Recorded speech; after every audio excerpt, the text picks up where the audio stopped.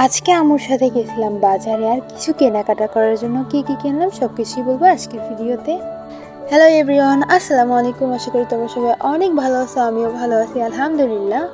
তারপর আমাকে কমেন্ট করে জানাও তোমাদের ওইদিকে বৃষ্টি কেমন হচ্ছে। আমাদের এদিকে তো প্রচুর পরিমাণে বৃষ্টি হচ্ছে, মানে লাজবাব।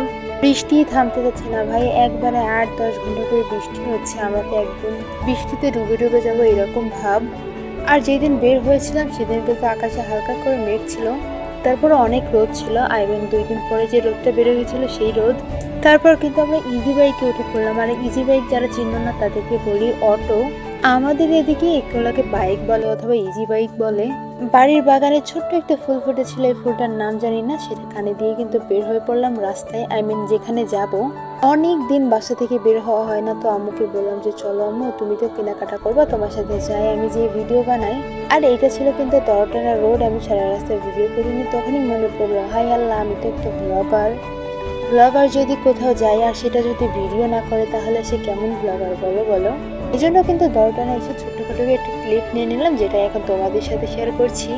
2 দিন পর রোদ হওয়ার কারণে অনেক বেশি গরম পড়তেছিল, দেখতেই পারতেছো, ঘেমে তো আমি একাকার অবস্থা হয়ে গেছি।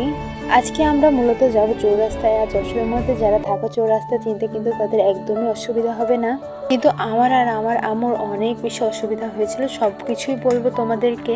আসলে আমাদের ঘরে এই কয়দিন ইন্দুরা অনেক বেশি জ্বালাতন করতেছে, তো ভাবলাম যে ছোটখাটো একটা র্যাক বা মিক্সেপ নিয়ে নিই।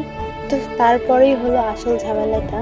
আমরা যেখানে গেছিলাম সেখানে মূলত একটা দোকান ছিল, তারপর অনেক ঘোরাঘুরি করতে করতে অনেক বেশি গরম লেগে গেছিল। তারপর ফাইনালি এই দোকান থেকে কিন্তু আমরা মিক্সেপটা নিয়ে নিলাম। তো আম্মু ওখানে দেখাশোনা করতেছিল, আমি এখানে শুধু বসে বসে ভিডিও করতেছিলাম। আসলে বড়দের মধ্যে আমার মনে হয় আমার কথা না বলাটাই উচিত। আর এখানে তোমরা দেখতেই পারতেছো, এখানে কিন্তু মূলত একটা ফ্যাক্টরির মতো। আঙ্কেলের সাথে কথা বলে বুঝলাম আঙ্কেলদের ঢাকায় ফ্যাক্টরি আছে, ওনারা জাস্ট এখান থেকে সেটিং করে সবকিছু বিক্রি করে। আর আজকে কিন্তু আমরা নিয়েছিলাম এই মিক্সেপটা।